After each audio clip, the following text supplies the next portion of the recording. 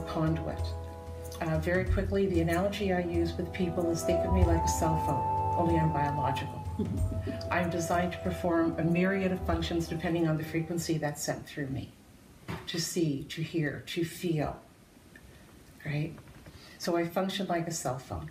You can't see my power source, but it's there, right? So rather than doing sessions with people, I'm offering a very rare form of physical phenomena called angel or spirit photography. And in the light, the chemicals for the paper, to develop the paper, will be in the trays in the light. Now, anyone who understands photography understands these need to be in a dark room. No ambient light, or physics say you'll destroy the chemicals. But we won't. We're going to do this in the light. Then each person who's participating will be given a fresh sheet of 5 by 7.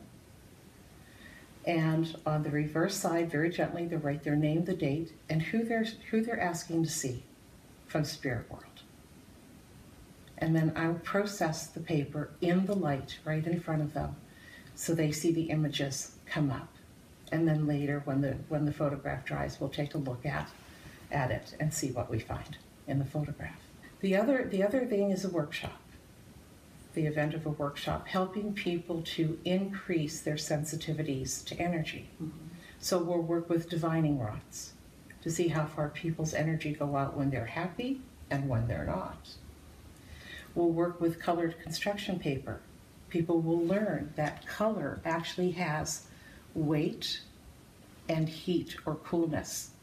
And they'll be able to come to discern what color they're holding with their eyes closed, just by feeling the weight and the texture and the heat. But quite a number of years ago, maybe 20 years ago now, I was just beginning to have contact with First Nations. And I was asked, I got this call late at night, and I was asked if I would go to a sweat lodge. I'd never been to a sweat lodge, but it was a healing sweat lodge. So they came and they picked me up. They drove me into the territory. I don't like the word reserve. It's a territory, right? We need to be respectful. This is their land.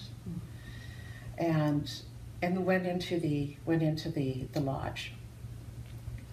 My first time in, and I looked up at the tarps that cover the lodge, and it was like there was no tarps. I could see the Milky Way. I could see the stars, and I just sat there in awe of this. The man who was there as the center to receive healing, he has a sister named Doreen who had passed on, so there was a connection there. What took place in there is the spirit, the great spirit, creator, God, whatever name you'd like to put to that divinity, began to work through me and allow me to see the spirits that were around this man. And through that, instructions were given to the workers on what needed to be done and how to help him. With that event, I began to meet other workers, First Nations workers. And we formed a friendship, naturally, safely, gently. We just, our spirits knew each other. And then one evening came, and I received this call from a woman I hadn't met in 6 nations. And she said, "I have to see you." And I said, "Okay." She said, "Right away." And I said, "Okay." So I gave her a date and a time, and I as a practice do not tell people how much time they need to sit with me as that conduit.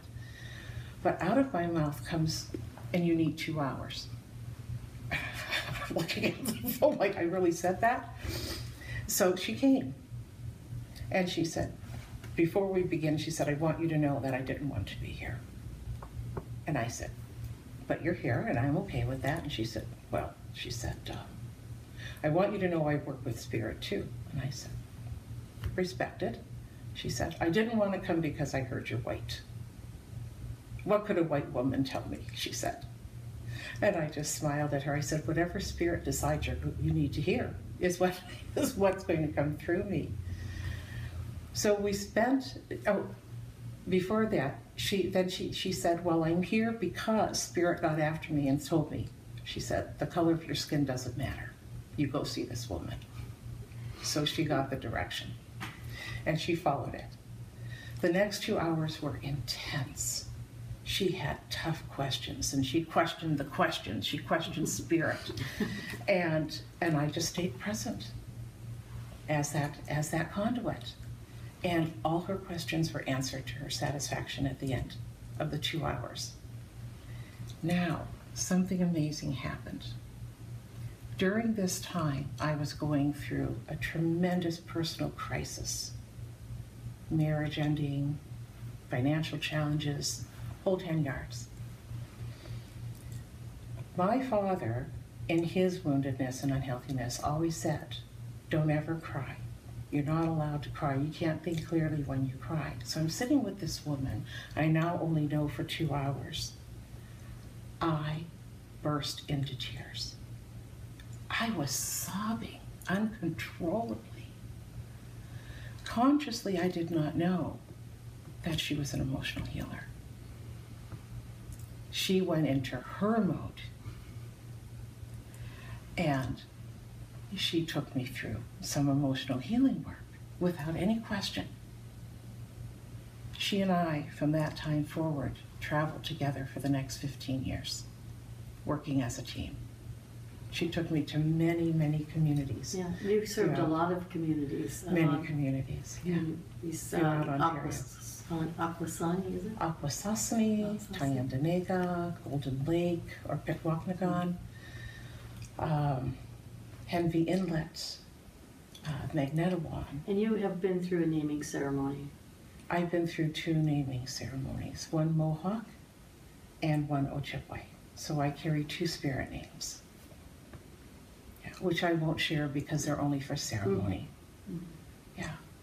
The interesting thing is one has to do with water, the other has to do with the sky kingdom. So here we have 2 elements that live together. And so I have a name given that relates to both of these realms. I'm very present in the knowledge of being a spirit first. Looking at the color of the skin, I see no colors. I work with all races.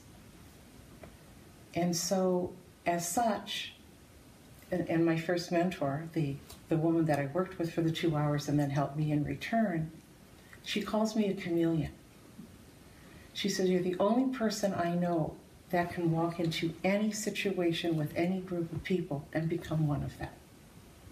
And so this is a gift that I have in this lifetime, is to be the chameleon.